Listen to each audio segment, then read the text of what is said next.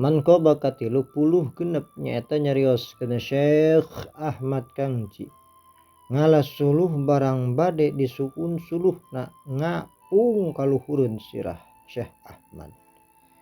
Syekh Ahmad Kangji teh khidmahna tanapi padamelna sok ngalas suluh kangge masakroti fakir-fakir.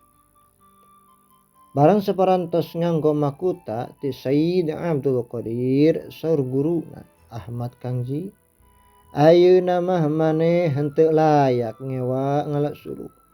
Sabab sirah maneh geus dimakutaan ku makota anu mulia. Tidinya Syekh Ahmad Kangji maksa nyuhunkeun widi ti guruna. Saur guruna nya ari keukeuh mah cig bae tidinya teras Syekh Ahmad Kangji angkat ka gunung.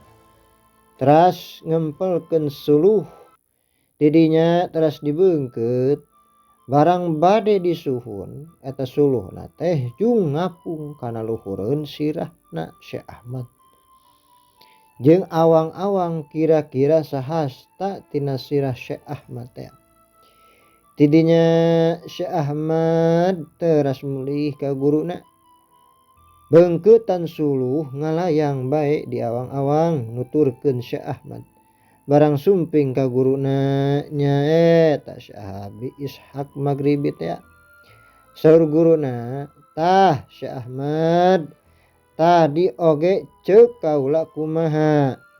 Sirah maneh teu pantes dipake nyuhun suluh sabab geus dinetepan atau ditetepan makuta jeung sorban anu mulia.